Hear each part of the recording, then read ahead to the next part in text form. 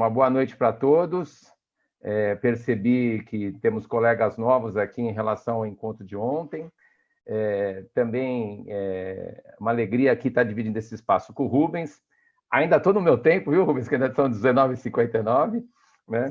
Então, vamos fazer esse bate-papo dessa segunda live, sempre tentando fazer o gancho com aquilo que foi apresentado ontem, e essa discussão agora que a Lê e o Rubens trouxeram de forma brilhante para a gente, um tema difícil, né? Um tema bastante complicado e difícil da gente tratar nessas questões da escola, porque essa ideia de aprendizagem, muitas vezes, é o que mobiliza os esforços e o mau humor do docente, né? Porque ele está lá no empreendimento muito grande de fazer com que as crianças aprendam aquilo que ele quer transmitir, e muitas vezes esse domínio, né, do que vem a ser essa ideia de aprendizagem atravessa, né, essas relações, porque não é aquilo que a gente consegue obter dos alunos. Então, a gente vai voltar a falar algumas vezes sobre isso, porque o nosso tema dessa segunda live, eu vou aqui também acompanhar com o meu roteiro aqui que está nas costas, né, a gente discutir a questão do sujeito pretendido pelo currículo cultural. Ontem nós falamos sobre a questão da função do currículo cultural nessa sociedade contemporânea, né, nessa ideia nova, ou vamos dizer assim, essa ideia que está emergindo, que nos atravessa por conta das redes sociais, por conta dos recrudescimentos dos discursos autoritários, por conta da globalização, por conta das dificuldades que as pessoas encontram no mundo que tem, né, catástrofes ambientais o tempo inteiro, né, agora o litoral de São Paulo, Rio de Janeiro, o tempo inteiro com essas questões de chuva. Então, tudo isso que vem constituindo o nosso cotidiano também vem abalando uma certa ideia que a gente tem do sujeito, porque as explicações dadas, isso o Rubens falou várias vezes ao longo dessa live anterior, essas explicações dadas da maneira como nós somos, entendemos e compreendemos o mundo, muitas vezes não dão conta de explicar o que é isso que a gente vai fazer. Então, no nosso encontro agora, nós vamos trabalhar com 3 ideias, nós vamos fazer um sobrevoo, fazer uma discussão filosófica, um sobrevoo sobre essa discussão filosófica do que é essa ideia de sujeito, que mobiliza a escola, né? A escola gira o tempo inteiro em torno dessa ideia do sujeito que ela projeta, que ela corre atrás para poder formar, e essa ideia ela não vai ser aqui, lógico, num espaço de 45, 50 minutos discutida com muita propriedade, a gente somente vai apresentar como que ela aparece, né, na discussão da escola e como que ela ajuda ou atrapalha a gente a pensar as questões da escolarização. Né? Também vamos falar um pouquinho de como que essas concepções de sujeito elas estão presentes aí nos diversos currículos da educação física, que já foram anunciados aqui, né? A psicomotricidade, o desenvolvimento motor, a promoção da saúde, as teorias críticas, e essa que vem aí no currículo cultural. Né? O Rubens preparou para você, vai colocar no ar aquelas apresentações aí, Rubens? Não, acho que não vai rolar porque eu estou no celular. Ah, tá certo. Porque o Rubens tinha preparado imagens, estava um negócio bastante invocado aí, né? Então, nós vamos falar um pouquinho disso, ele vai comentar sobre isso, e depois a gente fecha fazendo um debate, acho que gastar um pouquinho mais de tinta, para falar sobre essa ideia do sujeito no currículo cultural. E por que é muito importante a gente discutir isso aqui? Porque a ideia do sujeito ela vai atravessar toda a discussão da sociedade ocidental, né? Desde os gregos antigos até o dia de hoje, porque essa questão do sujeito ela mexe diretamente com a ideia que nós temos de nós mesmos. Né? Então, o que a gente pensa, o que a gente faz o tempo inteiro com a gente no nosso cotidiano? Então, se a gente pensar, né, não só no nosso tempo de adolescente, que a gente tinha aquelas crises existenciais, quem eu sou, para onde eu vou, quem eu vou ser, o que vai ser depois da morte, né, coisa que fica muito forte no momento da vida em que a gente tem uma noção maior da nossa existência, essas perguntas retomam o tempo inteiro, só que a gente não dá aquele mesmo peso, mas dá as mesmas inseguranças que a gente tinha, talvez, ali no começo da nossa juventude. Então, quando a gente está diante de um novo relacionamento, quando esse relacionamento finda, se dá um casamento, se não vai casar, se vai ficar solteiro, quando a gente entra num trabalho, o que vai ser da gente nesse trabalho? Quando a gente é demitido, e agora quem serei eu diante de uma demissão? O que eu vou fazer da minha vida? Né? As relações com a própria vida, quando nasce alguém, quando alguém morre, essas coisas todas no nosso cotidiano, elas remetem a gente a pensar sobre nós mesmos. Né? E o Rubens já anunciou aqui, quando ele fez as discussões da aprendizagem, que essa questão que vai perpassando aquilo que ele foi chamando de sociedade moderna, ela está pautada numa lógica de tentar compreender e dizer o que é esse sujeito. Então, nós vamos fazer aqui um pouquinho, né, de um retorno a algumas questões e parar para pensar como isso, de fato, atravessa a escola.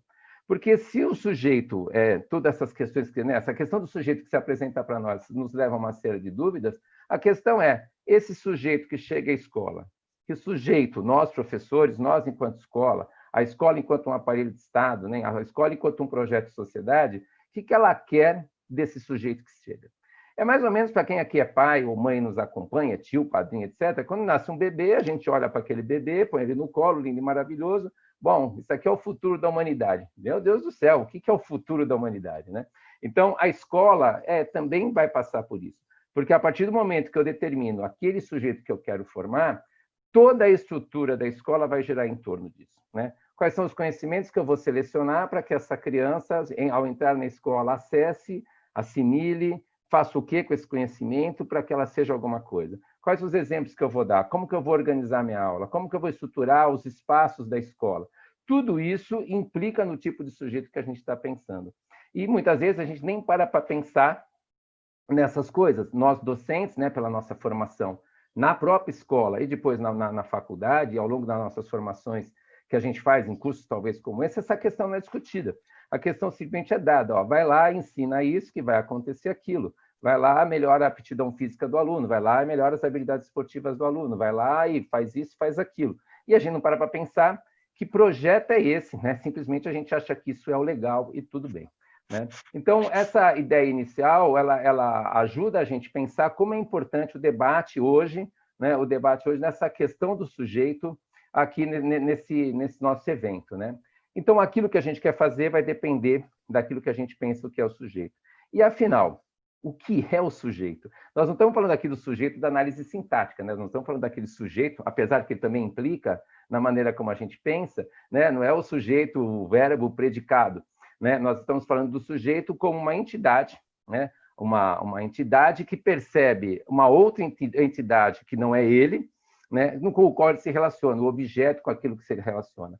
E essa discussão ela vem atravessando a história da humanidade, como a gente falou, né? Então, pensar nessa relação entre o sujeito enquanto uma entidade, né? Um ser, um ente, com outros sujeitos ou com outros objetos, com outras entidades, já implica aqui uma palavrinha que o Rubens trouxe várias vezes. Várias vezes ele falou na palavra identidade, né? Se a gente for pensar em idem, nesse radical, que é igual, ou entidade, um ser. Então, se eu penso um ser como igual a ele próprio, isso remete a toda uma história, né, da construção desse sujeito que está pautado numa ideia de natureza humana. Então, se a gente for pensar rapidamente, né, que a ideia sempre é a gente gastar mais tempo lá com o currículo cultural, aonde que a gente organizou, onde a gente pautou essa discussão sobre essa natureza humana, a gente vai remeter lá aos gregos antigos, né? O Rubens já citou um pouquinho, né, que o Foucault traz, mas não precisa ser o Foucault, toda a história da escolarização, toda a história da civilização moderna começa ali para a gente pensar no domínio da razão a partir do Sócrates. Então, o Sócrates é um pensador, acho que todo mundo aqui já escutou falar, né? O Sócrates é aquele que questionava todas as pessoas se aquilo que elas pensavam era aquilo que tinha que ser pensado mesmo, né? E aquilo que as pessoas pensavam tinha que ser feito de uma tal forma que fizesse com que as pessoas compreendessem a ignorância delas próprias. E ao perceber sua própria ignorância, as pessoas podiam ter um cuidado melhor com elas e buscar uma melhor maneira de ser enquanto sujeito, né? Então, assim, havia uma busca nesse sujeito naquilo que o Sócrates vai dizer que é da razão. Então, conhecer-se melhor faria com que esse sujeito melhorasse, né, um pouco a sua espiritualidade, um pouco a sua alma. E para isso ele precisava dominar a razão, ter domínio da razão, mas principalmente para isso tentar eliminar tudo aquilo que ele pensava, que para o Sócrates ia mostrando para as pessoas como elas estavam pensando, contaminadas pela sociedade. Depois do Sócrates, né, então também de uma forma bem rápida, vem o seu discípulo Platão, e o Platão faz o quê? O Platão vai dizer que a gente tem uma alma perfeita, né? E que o homem aqui é um animal, né, que tem os seus instintos, e esses instintos só vão ser dominados porque a gente tem uma alma que é uma perfeição e que ela tem que ser cultivada, né? Daí a ideia até de cultura, de culto, né, de cultivar. Ou seja, a gente vai fazer coisas com a nossa alma, a partir dessa questão da razão, que é a apreciação do belo, né, da justiça, né, e principalmente da ciência. É isso que o Platão dizia, que fazia com que a gente tivesse, né, uma alma perfeita. Quando a gente morresse, né, no momento em que a gente morria, essa alma, então, ia lá de volta para o mundo das ideias, e aqui ficava somente o corpo que não prestava, né, o corpo com seus instintos. Aqui você já começa a ter um efeito muito interessante, que a sociedade moderna vai se pautar muito nesse tipo de pensamento, naquela separação que a gente vê entre corpo e alma, né? E mais para frente, entre o corpo e os seus desejos, entre o corpo e o pensamento, entre o corpo e a mente. E essa ideia platônica, né, ela vai dominar o pensamento grego durante um longo período, e aí a gente está falando mais ou menos de 300 anos antes de Cristo, que vai influenciar também o cristianismo. Então, o cristianismo vai buscar no Platão, não podemos esquecer que o cristianismo é fortemente influenciado pelo Paulo, né, pelo apóstolo Paulo, que era grego. Então, essa ideia que a gente tem da alma, né, como uma graça divina que está lá no céu, que é, né, dado por Deus, vai constituir toda uma ideia que a gente tem, uma representação que a gente tem de sujeito, onde essa natureza humana, então, é algo dado por Deus. Então, se antes eu tenho uma natureza humana que eu vou buscar para a melhoria da minha espiritualidade, por meio do acesso à razão, com o cristianismo essa coisa fica de lado. E agora a gente tem a graça divina, né? Deus nos dá uma alma, e a gente tem o corpo como a sede do pecado. Então a gente precisa eliminar, né, aquilo que nos atravessa na sociedade, que é a culpa, para garantir um cuidado com essa alma aqui na Terra, para que a gente possa, depois da morte, levar essa alma para o céu e a gente viver lá no paraíso. Essas ideias, né, gente, que começa lá no começo do cristianismo, e mesmo após, né, toda a ascensão do pensamento moderno, né, falado pelo Rubens na racionalidade científica, etc., elas ainda nos atravessam. Né? Quantas pessoas a gente conhece, quiçá muitas pessoas presentes aqui na live, que tem essa ideia. Nossa, eu preciso aqui, né, não fazer nada de errado para eu poder ir para o céu. Gente, essa é uma ideia que começa com Platão, se expande com os estoicos, se expande com o Paulo, e vai atravessar todo o cristianismo até mais ou menos ali o século XVI, né, dessa era moderna, né, nesse tempo que a gente vive. E o que acontece aí, então? Né? Todo um movimento econômico, político, ascensão da burguesia, fim do feudalismo, etc., né? Uma série de movimentos que a gente estudou um pouquinho lá na escola, vai fazer uma mudança na forma de pensar, principalmente com o René Descartes. Que o Descartes vai dizer para a gente, né? Olha, nós não somos somente, né, um fruto divino, a gente também pensa, a gente também tem uma capacidade de pensar, o que nos permite a nossa existência. Aqui a ideia de natureza humana volta, então, apoiada, né, na Renascença, no renascimento do pensamento grego, ela volta com forças que vai dar para a sociedade moderna a ideia de que o homem, então, vai buscar a verdade não mais em Deus, não mais como uma forma de alcançar a sua espiritualidade, mas uma verdade que lhe permite entender as coisas do mundo. E aqui eu tenho a mente que pensa e o corpo que atrapalha novamente. Né? Então, o pensamento moderno e o pensamento que vai estruturar a escola, ele vem nessa lógica, né, que no primeiro momento eu tenho lá atrás essa ideia da razão, no segundo momento eu tenho essa ideia de que a verdade está em Deus, e no terceiro momento a gente também se entende como uma potência aí capaz de pensar. Mas a gente não pensa de qualquer jeito, a gente só pensa se a gente tiver o domínio da razão, e daí a importância da escola. A escola, então, vai ser inventada nesse processo para entender esse sujeito de diversas formas, mas aquele sujeito que vai desenvolver a razão, e ao desenvolver a razão, ele consegue acessar a verdade do mundo por meio da ciência. E é por isso que a gente vai à escola e fica no meio de um jogo muito interessante, né? O conhecimento que nos permite acessar esse ter domínio dessa razão e, ao mesmo tempo, os aspectos morais que impedem que a gente faça qualquer coisa, né, com esse domínio da razão. A gente não pode exacerbar, né, com essas questões da razão. Então, o que acontece, o Rubens já comentou aqui, né, o que vai acontecer ali no século XVI, século XVII, principalmente ali no século XVIII, com o iluminismo, né? O movimento intelectual que vai nos iluminar, e ao iluminar, ele cria uma coisa muito interessante, né? Ele vai criar quem está na sombra, vai criar quem está no escuro. Nós temos os iluminados, aqueles que podem dar à luz àqueles que não estão iluminados, e aqueles que não são iluminados, que precisam ser iluminados, né? Aí é que vem a ideia da emancipação, é que vem a ideia da liberdade. Eu só consigo emancipar-me desses dogmas da fé, do jugo de outras pessoas. Eu só consigo alcançar a minha maioridade plena absoluta quando eu tiver o domínio da razão, e isso vai ser feito principalmente pelo viés do acesso ao conhecimento, e esse conhecimento vai ser dado pela escola. Isso tudo, gente, vai impactar sobremaneira o modo como a gente pensa o processo de escolarização.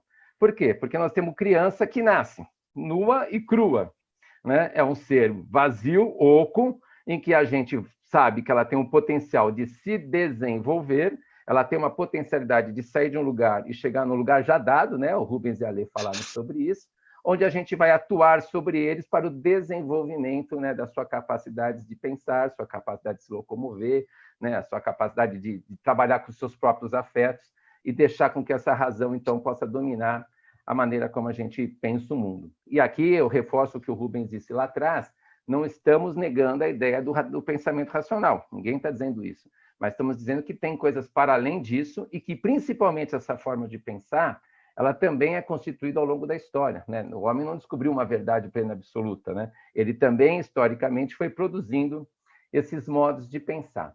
Deixa eu ver aqui na minha colinha, aqui, né, Rubens, se eu esqueci de alguma coisa de falar, mas você pode entrar e completar também. Não, eu acho que, até devido ao horário, acho que você colocou muito bem e tá bacana para a gente avançar.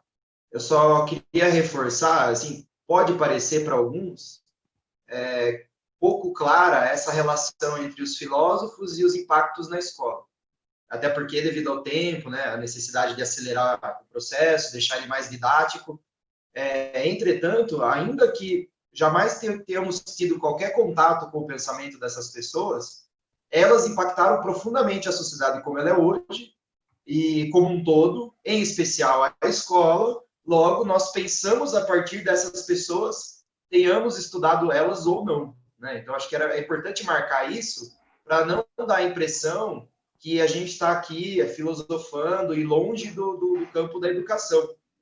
Então, já trazendo para a educação física, acho que dá para dar essa acelerada, talvez. Se você quiser, você volta depois na questão da educação. Mas, por exemplo, todos os currículos que foram constituídos no campo da educação física escolar partem desse sujeito moderno que o Mário fez uma breve genealogia aí, né? Então, todas as concepções de pessoa a ser formada na escola pelo componente educação física escolar está, de algum modo, ancorado nessa concepção de sujeito filosófica que nós estamos nos referindo, né? Então, assim, é inegável o legado dessas pessoas para o pensamento ocidental e as consequências disso para a escola e, logo, dentro, né, do nosso campo de atuação na educação física escolar. E aí não é o momento aqui de ficar se aprofundando nas outras, né? Concordo com o Mário, a ênfase está na discussão cultural, mas só para fazer essa conexão, para fazer esse gancho aí, nós podemos entender todos os currículos da aptidão física e saúde como modernos, na medida que eles pensam no sujeito a priori, né? Eles têm já uma definição de como se chegar. Então, é um processo que se pressupõe científico, é um processo que separa sujeito e objeto, logo é um sujeito moderno, logo é uma concepção de sujeito moderna, que é fruto, né, desse iluminismo que o Mário veio falando. Então, por exemplo, alguns adjetivos aqui para qualificar esse sujeito dos currículos ginástico, esportivista, né, saudável ou neogenista. Então, são atributos julgados importantes para o sujeito após passar pelo processo escolar. Citando alguns.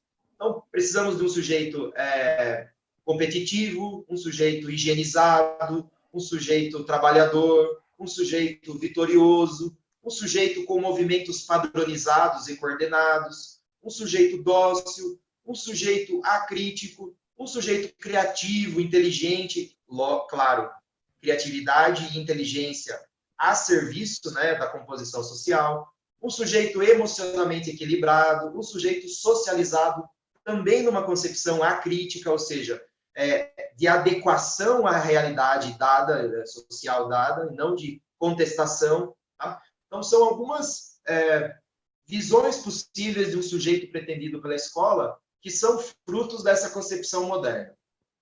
E aí, tentando articular com os escritos de Hall, ele vai dizer que, contemporaneamente, a gente passa por um processo de descentralização desse sujeito moderno. Então, são uma série de fatores aqui. Eu vou fazer esse gancho, daqui a pouco eu devolvo para o Mário, para ele falar do que a gente pretende, então, a partir dessa descentralização. O que é essa descentralização? É uma série de pessoas que vieram estudando, pensando, criticando, criando outras ideias, que colocam em xeque a capacidade desse sujeito racional de estar no controle das suas ações, desse sujeito separado da constituição da realidade, né? Dessa separação sujeito e objeto.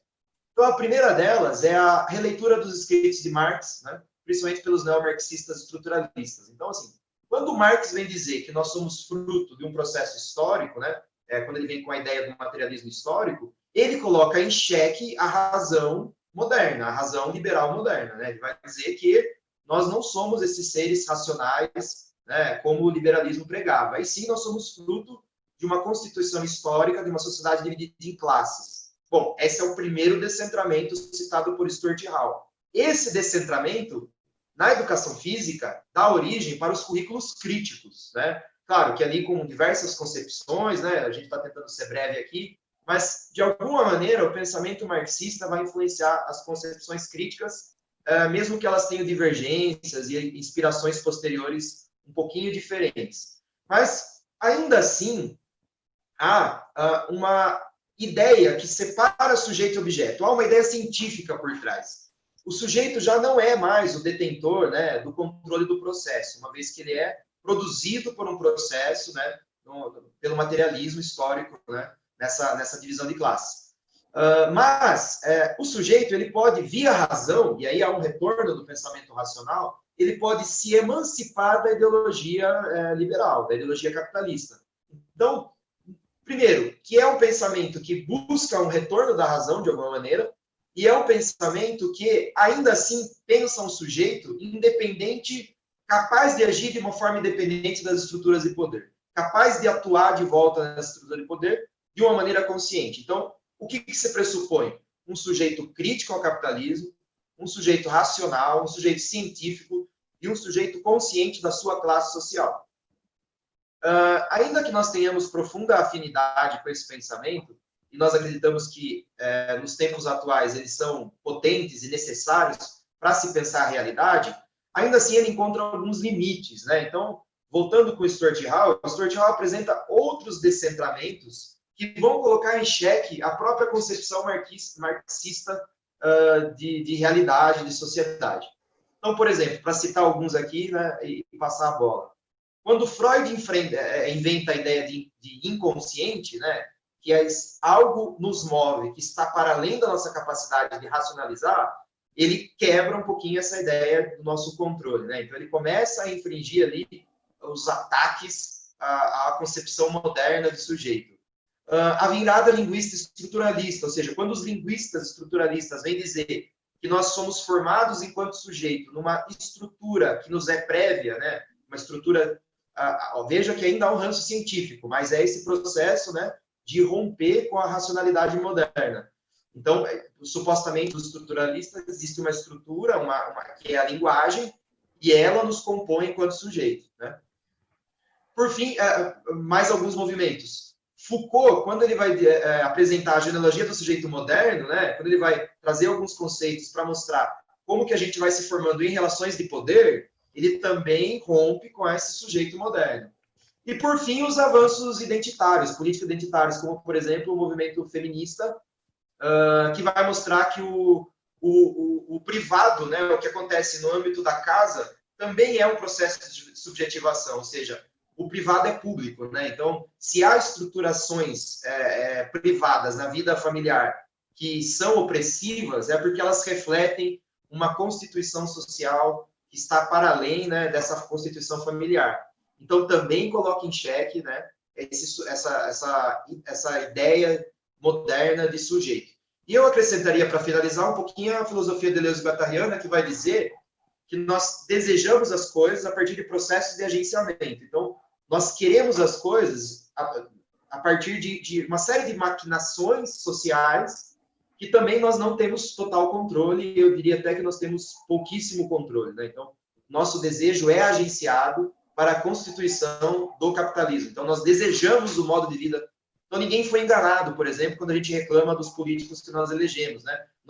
Ninguém foi enganado, nós desejamos aquilo, nós queremos aquilo, né? Há uma produção desejante. Se depois a gente se ferra com as nossas escolhas, aí é uma outra questão, aí não dá para dizer que foi enganado, né? A gente estava querendo aquilo naquele momento, e aí as conclusões, o resultado nos faz desejar uma outra coisa posteriormente. Então, a filosofia do desejo também coloca em xeque essa ideia de sujeito racional. E é com essa ideia de sujeito pós-crítico que o currículo cultural vai trabalhar, então, né? Então, é a ideia de um sujeito que não é racional, que tem um processo inconsciente, que está para além da separação entre sujeito e objeto, ou seja, ele está constituído nas relações de poder. Então, como operar com esse sujeito, como dar aulas pretendendo esse sujeito e que sujeito queremos. Então, afinal de contas, que sujeito queremos se não é o crítico, se não é o dócil, se não é todos aqueles outros que eu elenquei aqui, né? Eu passo para o Mário de novo. Bom, o Rubens, acho muito legal essa questão que você traz, né, para a gente pensar um passinho atrás, né? Então, acho que quando você explica esses diversos currículos, né, e como eles vão pensando os seus sujeitos, é interessante para a gente notar algo além, né? O que nos move no nosso cotidiano sobre as coisas que a gente faz no dia a dia. Então, vamos pensar um pouquinho assim. Eu estou aqui no meu cotidiano, incluso com uma pessoa no elevador, aí essa pessoa tem um determinado tipo de sotaque, e aí ela faz uma determinada ação que eu não partilho, aí eu atribuo ao jeito dessa pessoa ser a sua característica cultural, sua característica regional, sua característica nacional. Eu estou aqui essencializando um sujeito a partir de uma natureza humana marcada pela cultura. Essa forma da gente pensar também implica a maneira como a gente vai lidar com os alunos na escola. Se eu estou com os sujeitos lá na vida, no cotidiano, e acho que as pessoas são porque o pai dela foi, a mãe foi, o tio foi, etc. Tal, então eu vou atribuir uma concepção genética, uma condição genética dessa pessoa ser, eu também estou aqui trabalhando com uma ideia de natureza humana, uma ideia de uma essência de um sujeito a partir da genética. Tudo isso decorre, né, dessa construção histórica do modo como o sujeito foi pensado na sociedade. Então, a ideia de natureza humana, aquela que nossos desejos, nossas vontades, etc., ela é atravessada por vários elementos, né, que vão dizendo o que essa natureza humana é.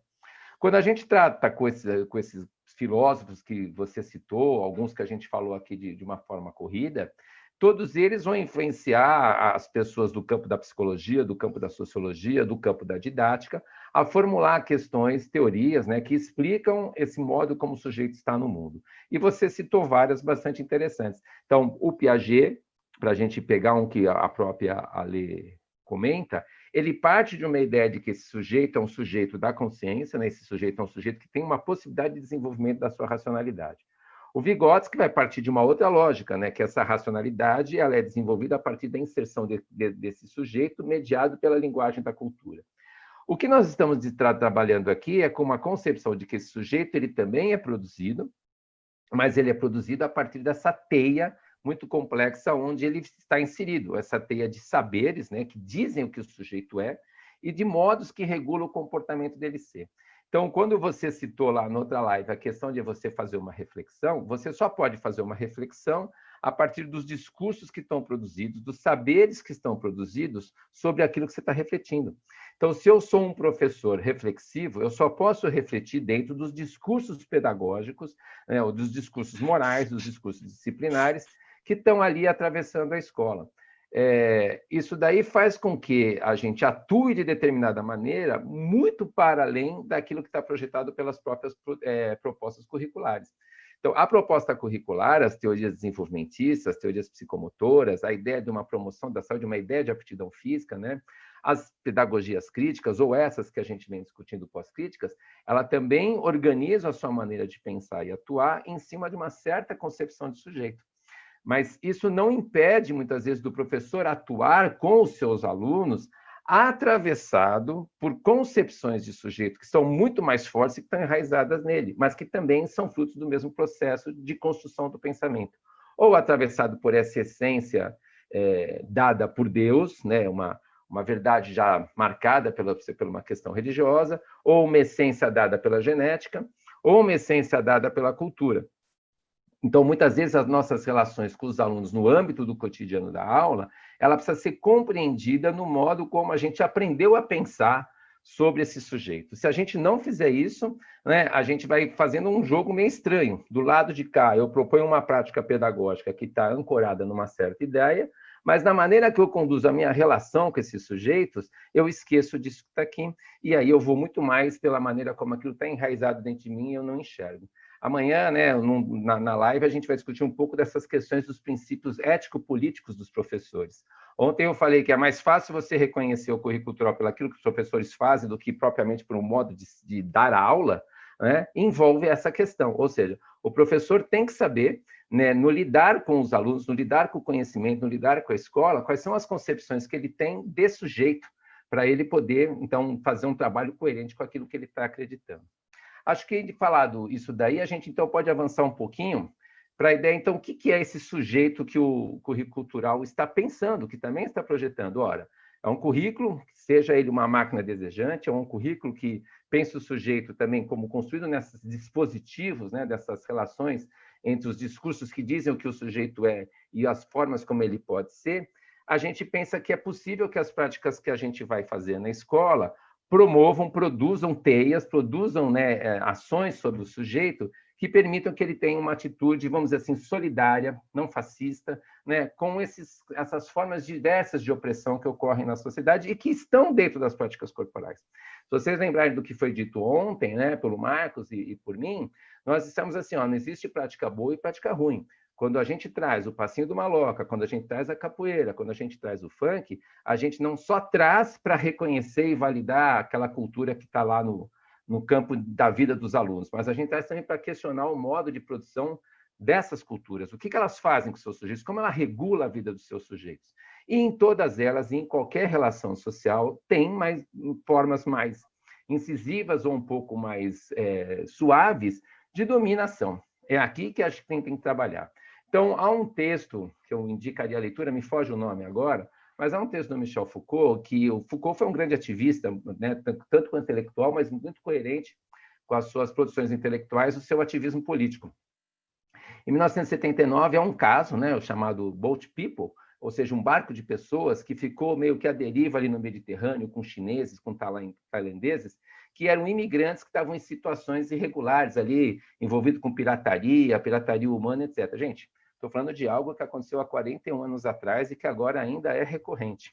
E o Foucault faz um texto, né, onde ele se posiciona ativamente, dizendo razoavelmente assim: se todos nós somos sujeitos governados por uma máquina muito mais potente, né, que é, no caso, o Estado, todos nós temos que ser solidários contra essas formas de opressão produzidas pelo Estado. Ora, se todos nós somos massacrados, né, pelas questões postas pelo capitalismo, e aí, gente, eu estou falando do cara que é rico, bilionário, né, que passa o tempo inteiro ali preocupado com o seu ganho de capital, com o seu conforto, com o seu lucro, com as suas empresas. Estou falando do empregado desempregado, né, daquele trabalhador desempregado que não consegue pagar suas contas, não consegue ter condições mínimas de sobrevivência. Se todos nós somos massacrados pelo capital, nós precisamos produzir uma sociedade onde as pessoas sejam solidárias contra essas máquinas de opressão. Se todos nós, né, queremos participar, né, de uma partida de jogo de futebol, a gente precisa estar atento e atuar contra essas formas de opressão que os jogos de futebol produzem, em que certos sujeitos querem comandar, determinar quem joga e quem não joga, e que as próprias condições postas pelo jogo de futebol faz com que muitas pessoas se tornem ali excluídas daquela prática. Nós não estamos aqui forçando a barra para que todo mundo participe. Nós não estamos aqui dizendo que tem que ter futebol adaptado para que todo mundo participe. Nós estamos dizendo aqui que a prática pedagógica precisa, via ações diversas, como as foram colocadas ontem, propicie àqueles que estão praticando compreender as forças que estão lá. Então, vamos pensar num exemplo bem complicado para a gente falar, nossa, como é que eu vou fazer isso aqui? Ora, veja, se eu tenho, vou falar o futebol, talvez que né, a prática corporal que tem maior incidência nas escolas, principalmente nesse momento em que a gente não sabe o que faz e acaba soltando a bola lá para a garotada. O que acontece no jogo de futebol? Há aqueles que não querem jogar porque se sentem massacrados pela dominação daqueles que jogam bem. Aqueles que jogam bem querem, né, que esse espaço seja jogado com as pessoas que joguem bem, ou eles ficam numa situação de tolerância, porque tem um discurso que todos têm que estar dentro e tratam os outros como menos. Pensar o currículo cultural é fazer com que esse sujeito que não participa, porque ele é subjugado, assujeitado a uns discursos que não permitem a sua participação, pense em maneira que ele possa participar. E aquele que veja bem o que eu vou estar falando, aquele que é assujeitado por um discurso de dominação, perceba esse discurso de dominação e possa produzir outras formas que esse futebol possa ser praticado ali no âmbito da sala de aula e da escola. Se a gente conseguir fazer isso na escola, a gente já está fazendo uma ação bastante solidária, porque nós estamos aqui confrontando relações de opressão pequenas, mas que acontecem naquele espaço. E nós não estamos aqui falando em traumas psicológicos, nós não estamos falando nos efeitos disso tudo. Nós estamos dizendo na possibilidade de uma construção de uma relação em que esses sujeitos que estão na prática possam, então, viabilizar, negociar outras formas de pensar. Isso daí é uma combinação muito complexa, porque nós somos sujeitos dessas técnicas, né, que nos individualizam, nos tornam cada um determinado sujeito. A escola faz isso com maestria, o número 1, o número 2, o que vai bem aqui, o que vai mal acolá, com a técnicas, né, procedimentos mais amplos que nos colocam dentro de um todo. Os alunos, os bons de bolas, ou ruim de bola, o que dança, o que não dança. Então, essas técnicas que estão na sociedade, elas precisam ser identificadas, pelo menos no espaço das práticas corporais, de maneiras diversas, para que os alunos possam compreender e atuar dentro delas. É isso em que a gente pensa o que é um sujeito solidário, né? Um sujeito que possa perceber, acho que aqui eu pegar, né, parafrasear o Michel Foucault, um sujeito que possa vigiar, né, os poderes excessivos que aqueles que fazem determinada racionalidade acontecer no seu espaço de atuação da sala de aula. A gente vai, novamente, observar isso em qualquer lugar. Recentemente, acompanhei um trabalho onde o aluno estava discutindo a questão do forró, né? E nessa questão da participação do forró, o que aconteceu? Os forrozeiros que dançam bem ocupam o centro. Os forrozeiros que dançam outro determinado tipo de forró disputam aquele espaço que estão ali. E ali, né, o cidadão dono da casa de dança lá do forró vai criando mecanismos que fazem com que determinado grupo de forrozeiros venha no dia, determinados grupos de forrozeiros venham em outro dia. E aí ele evita esse determinado confronto. Né, gente? Isso é o que acontece no espaço onde o forró está acontecendo. Né? Se eu trago esse tema para dentro da escola, se eu trago esse tema para a sala de aula, eu preciso perceber o que o forró, enquanto prática, está produzindo, onde determinadas pessoas podem e outras ficam de fora. Então, nós vimos aqui, né, nós temos aí um exemplo interessante, onde o professor Luiz, lá numa escola na região de São Miguel Paulista, foi trabalhar com o forró, os alunos tinham visões diferenciadas do forró, e ao trabalhar com determinados discursos, outras maneiras de dançar, vozes de outras pessoas, modo como o forró acontece em diversos lugares da sociedade, os alunos puderam perceber, né, esses mecanismos que atravessam o forró, e aí na escola, aí vindo daquilo que o Ale e o Rubens falaram, fizeram uma ressignificação desse processo, produzindo uma outra maneira de ser forró, que naquele momento, naquela situação, naquele microespaço, né, criou outras possibilidades de existências, talvez de convivências mais solidárias. Nossa, que lindo, maravilhoso, então o cultural salva a humanidade? Ninguém está dizendo isso. Nós estamos dizendo que é possível, pelas experiências que a gente tem observado, nos microespaços, né, trabalhar nesse microdesejo, que as pessoas percebam essas forças que vão fazendo com que determinados grupos se tornem mais opressores, menos opressores, que os espaços de dominação se tornem mais intensos. E não quer dizer de jeito nenhum que eu estou acabando com as relações de poder. Não, eu estou dizendo que as relações de poder acontecem e que elas precisam ser, né, minimizadas, elas vão ser abaladas, elas vão construir outras formas de relação que a gente sabe que também vão implicar em outros mecanismos de captura, mas que também, esses mecanismos de captura também podem criar outros mecanismos, né, de resistência. Essa ideia, né, de que a gente possa compreender os modos que nós somos capturados, que a gente domina, que nós somos tiranos de nós mesmos, ou que a gente é assujeitado, quando a gente percebe isso e pode produzir outras coisas, é isso que o Foucault vai chamar de práticas de liberdade. Então, o que o Foucault está falando para a gente que é muito interessante? Que é impossível, né, você se emancipar, de fato, de uma determinada forma de organização social, mas que você pode, né, pensar em outros movimentos. Em outros movimentos que você pode atuar. Né? É essa dimensão um pouquinho que a gente pensa com relação às questões das lutas que a gente tem que fazer na escola contra essas formas de dominação da nossa subjetividade. Rubens, você quer completar alguma coisa aí, por favor? Sim, concordando com tudo que você falou. Ainda bem que você está concordando, né, cara? Já pensou se você não concorda? Verdade, eu não poderia falar junto, né? Bom, é que assim, eu gostei muito da sua fala e aí eu queria marcar 2 pontos que talvez tenha ficado um pouco diluído na explicação. Assim, 2 possibilidades só para tornar a discussão mais didática. Então, o currículo cultural pretende agir num sujeito pós-crítico, ou seja, primeiro, deixar claro que não é negar a criticidade, a ideia de pós é ir além, né? Primeiro ponto, eu acho importante para estar dialogando com quem, né, é adepto do currículo crítico, ir além, é pensar que tem mais coisas ali nesse processo de formação do sujeito, para além da questão da emancipação, mas, por exemplo, não refutar a ideia de entender a qual classe social você pertence, acho que isso continua sendo muito importante para fazer uma análise social e que tipo de direcionamento eu vou dar para minhas aulas, né, aí dá para articular com os princípios ético-políticos do currículo cultural, ou seja, a questão de classe, ela não se esvai, ela só deixa de ser preponderante e única. A ideia de ser singular aqui, eu vejo o currículo cultural abrindo possibilidades para o sujeito, para ele próprio criar estratégias para ter uma vida melhor. Então, a ideia dele se singularizar é ele entender que tudo aquilo que se espera dele nada mais é do que uma construção social e que ele pode, na medida do possível, na medida que a realidade permite, na medida que as estratégias sejam criadas, ele pode tentar ser um pouquinho mais do que ele quer ser, o que ele deseja ser, e um pouquinho menos que se espera dele, que se força, né? Então, aí que a menina começa a pensar que ela pode usar qualquer roupa, é aí que o menino pode achar que ele pode sim fazer ensino superior, é aí que a galera de periferia vai valorizar mesmo o funk, e assim, a gente vai percebendo que a gente não precisa se sujeitar para tudo, que é possível outras formas de existir para além daquela que está dada, né? Então, acho que esse é um ponto.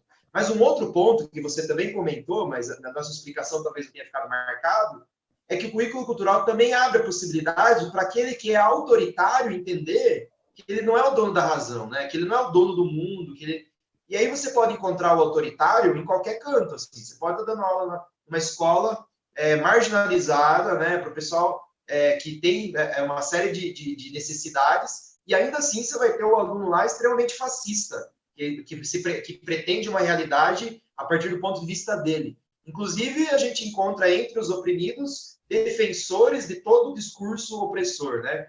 Então, o currículo cultural também, ao abrir essas possibilidades, ele abre para o sujeito a possibilidade de criar uma empatia pelo outro, né? Não estou dizendo que isso vai acontecer, porque senão a gente cairia na modernidade, a gente cairia ali na ideia de salvação, como o Mário já exemplificou, que não é por aí.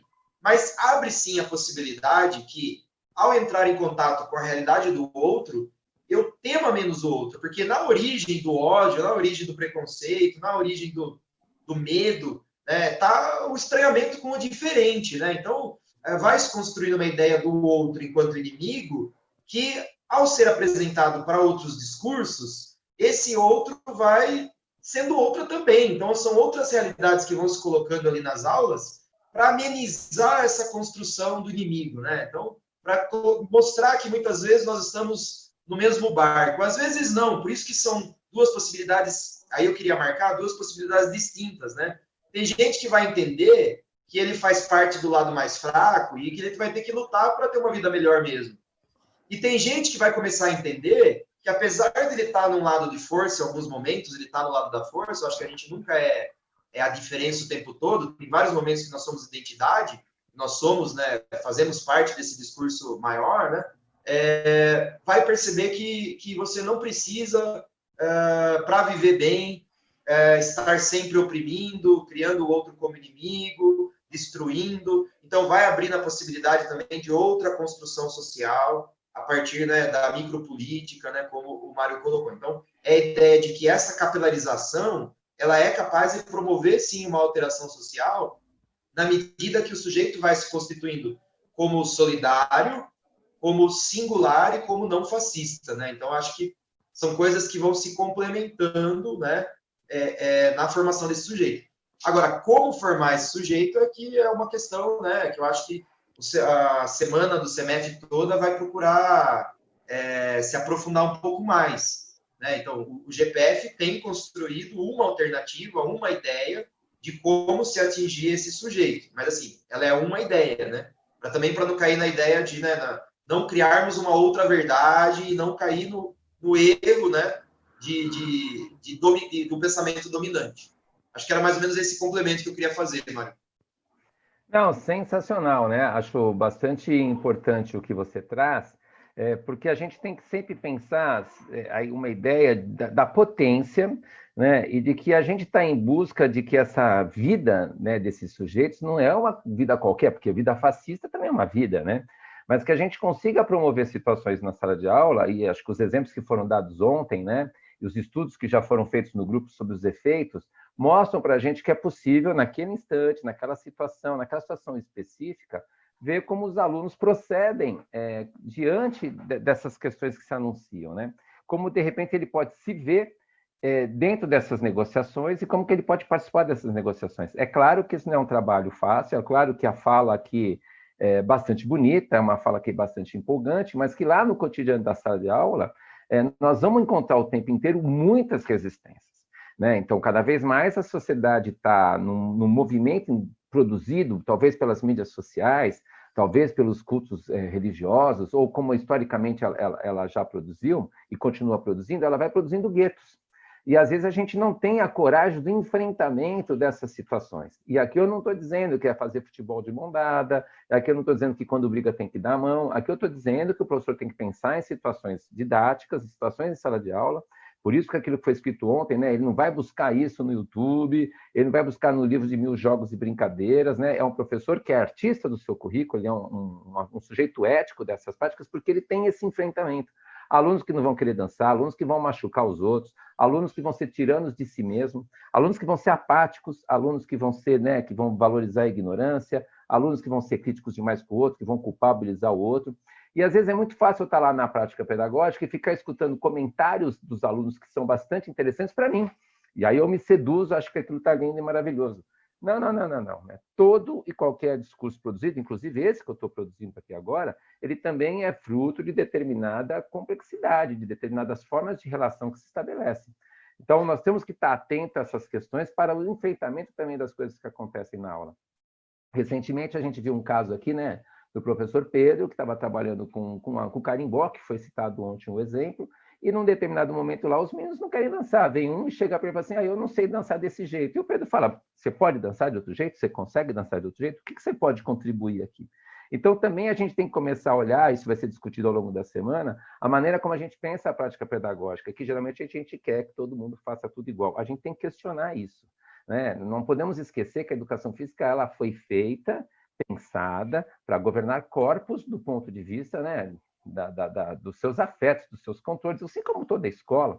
Então, nós somos pessoas tão interessantes, né? O professor de educação física, ele sabe a hora que todo mundo tem sede. Não é louco? Aí, parou, pode beber água. Pô, peraí. Quem disse que todo mundo tem sede àquela hora? Né? A gente coíbe, né, de certas movimentações, etc. E aqui a gente também não está dizendo que a gente vai abrir mão também do controle da sala de aula, porque a gente também tem que preservar a vida das pessoas que estão lá. Então, também não é vale tudo, não é faz qualquer coisa, mas há um processo de enfrentamento, né? Porque senão a gente também cria guetos, também a gente faz isso que você comentou, né, Rubens? Onde a gente valoriza determinados sujeitos que acabam, né, se tornando mais tiranos até do que já eram. E outros que às vezes a gente coloca em determinados lugares, porque a gente também tem uma noção de sujeito essencializado. Nossa, esse aqui é o crítico, esse aqui é legal, etc. Né? É um processo bastante complicado, né? Eu acho que foi dito pela Lê, por você, ontem o Marcos, eu também comentei. Nós estamos estudando essas questões, né? Ou seja, fazendo essas leituras de pessoas que pensaram outros campos sociais e como a gente está pensando isso em termos de prática pedagógica. Bom, eu estou olhando aqui, está aparecendo debates interessantes, né? Então, o Felipe Silva, deixa eu ver se ficou para trás alguma coisa, né? Enquanto isso, também, Rubens, você fica à vontade, né? Para a gente aqui começar a falar um pouco das perguntas, né? Porque o tempo está acabando. Deixa eu ver aqui, ó. O Pedro Milagres, ele vai falar, né, sobre a questão do controle dos corpos. Eu acho que isso aqui já foi falado, né? Eu acho que evitar essas oposições binárias, natureza, cultura. Inclusive, nesse momento, na Unicamp, nós estamos recebendo os alunos indígenas, né? cuja palavra também já é bastante complicada, e é interessante porque eles se chamam de parentes, tem uma dinâmica muito interessante lá, né? Mas ao chegar com esses alunos indígenas, né, a cota abriu essa possibilidade, no cotidiano da sala de aula, lá com os alunos, os outros alunos ainda tratam esses alunos de uma maneira bastante exótica, porque um dos pares, né, de oposição que a modernidade criou, né, o iluminismo, o iluminado e o escuro e as trevas, né, é a ideia de natureza-cultura. Também é bastante cruel você achar que aquele que é cultura está num lugar e natureza no outro. Então, o trabalho do currículo cultural também é romper com esses dualismos que estão postos e que nos fazem pensar de determinada maneira. É também criar a possibilidade de se pensar de outro jeito. Eu acho que isso contempla um pouco o que você está falando aí, Pedro, né? Aqui o Felipe, né? Eu enxergo o currículo cultural como todo esse andamento da sociedade, surgindo cada vez mais necessidade do sujeito crítico, como um currículo de um futuro próximo à educação física. A gente podia discutir isso um pouco mais a fundo, a questão da crítica, né? Então, o que é a crítica? Se eu for pensar com o campo teórico que nós estamos ancorados, a crítica, né, é você compreender o modo como você é regulado e tentar produzir uma contraconduta a esse modo que você é regulado.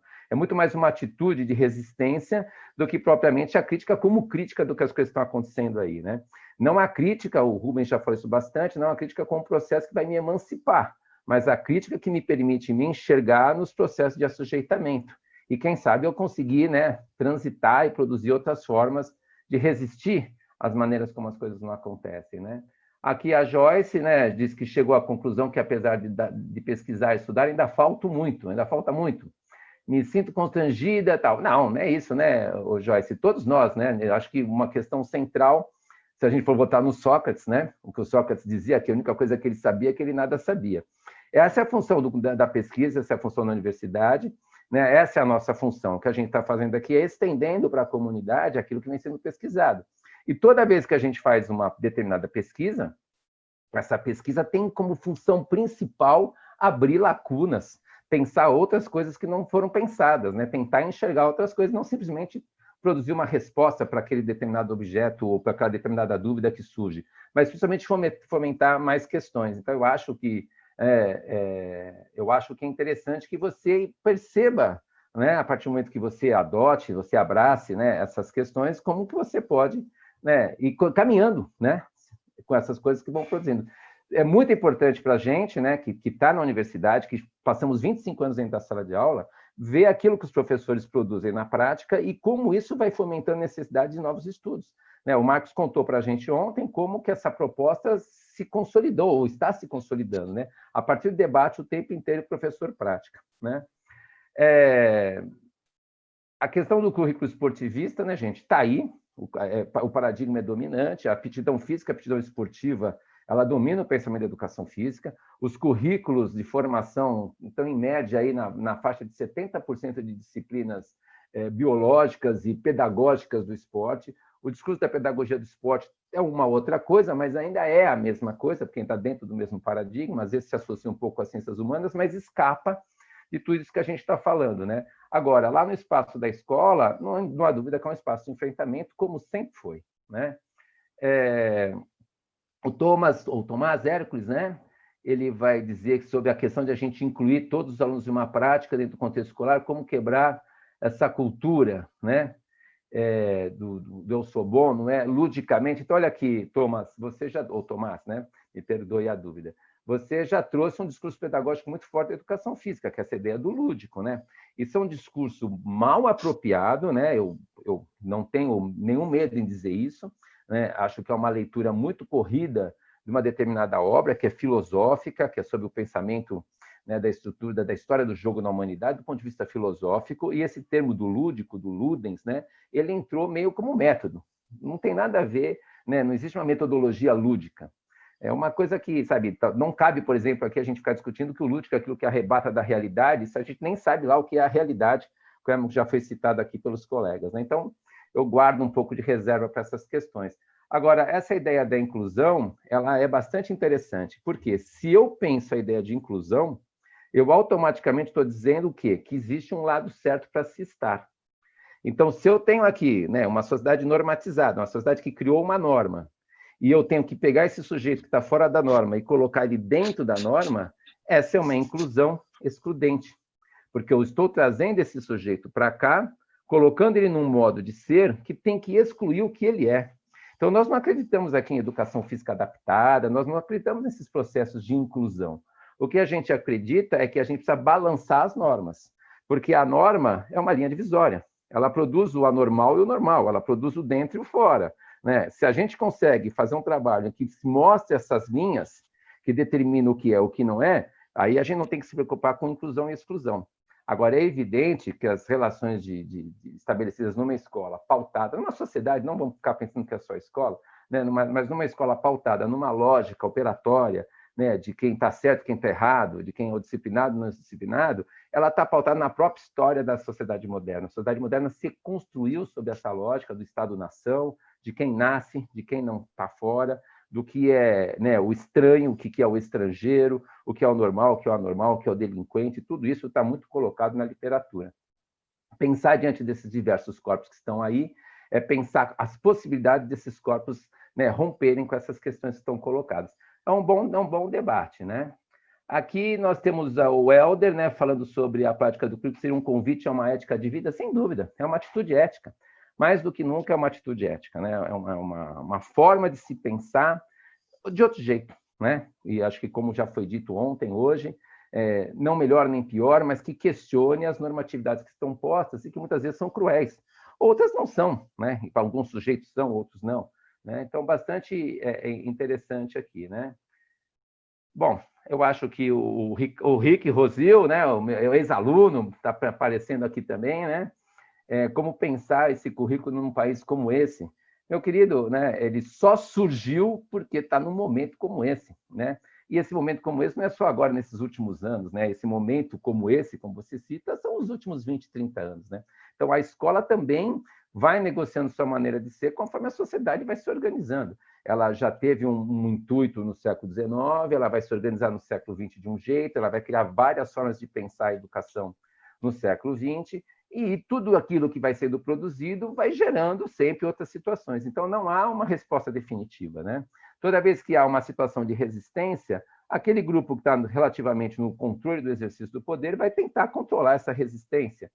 Aí você cria outra aqui, aí tenta se controlar lá, né? A gente costuma brincar que a paz pode ser até um objetivo de vida, mas é difícil alcançar. Mas, sem dúvida, a gente tem que evitar a guerra, né? Bom, temos aqui a Joyce, mais uma vez, né, falando aqui com a Eloá, né, acho que as respostas colocadas aqui, e o tempo está, acho que avançado já, né, temos só mais 4 minutinhos. Eu, mais uma vez, agradeço a presença de vocês, né, a paciência de vocês estarem aqui nesse horário da noite escutando essa verborragia, né, esse monte de falação. Para mim também é uma situação bastante diferente, né, porque não tem interlocução com os alunos, etc., né, bastante interessante. Tem aí o Rubens, né? Que não me cortou, ficou lá quietinho, mas podia falar mais, mas eu dou de volta a palavra para ele fechar. Agradeço, convido vocês para que quarta, quinta, sexta-feira, né, vocês acompanhem os outros colegas que virão. Teremos mais exemplos de prática onde essas questões que foram colocadas ontem, da função da escola, né, do currículo cultural, dos encaminhamentos, a questão da aprendizagem, essa questão do sujeito, elas vão estar mais bem colocadas aí pelos exemplos de professores que fazem isso acontecer ali na escola, com todos os seus percalços, com todas as suas interpretações, com todas as formas como eles vão negociando essas coisas que acontecem no cotidiano. Tá bom, gente? Obrigado. Rubens, você fecha aí para a gente. Uma boa noite. Ótimo, Mário. Eu agradeço a todos. Agradeço também ao Mário pela dobradinha aí. Foi bem gostoso trocar uma ideia. E gostaria de concluir pegando também a fala do Rick, né? Então, assim, como resistir aos avanços do fascismo? Indo na mesma linha do Mário, eu acredito que não tem um modo único de ser, né? Isso acho que é bem evidente diante de todo o referencial que nós adotamos, diante da argumentação que foi utilizada aqui. Então, assim, se não tem uma resposta, eu acho que a resposta é criar a resposta, né? Então, a ideia de sempre estar criando novas estratégias, novas possibilidades. E eu diria também que, articulando com a fala do Helder, que essa prática pedagógica, porque aqui dentro do âmbito do GPF nós estamos pensando essas lutas no âmbito escolar, Mas, assim, articulando com o Helder, para mim essas lutas só são possíveis se elas forem articuladas com uma ética de vida. Eu acho que não é possível você lutar na escola por uma coisa, enquanto que na sua vida você é outra coisa. Mas também, como nós somos muitas coisas e coisas que nós não temos consciência, então um dos princípios éticos é a constante se rever constantemente, como consequência de poder criar outras práticas pedagógicas e como consequência de criar outras formas de ser e de existir. Então, aí a palavra final é para convidar todos para estar sempre nessa luta, né, de criar outras possibilidades de vida. Afinal de contas, o mundo lá fora está precisando, tem muita gente sofrendo e nós estamos precisando de armas para isso. Então, agradeço ao Mário e um abraço a todos.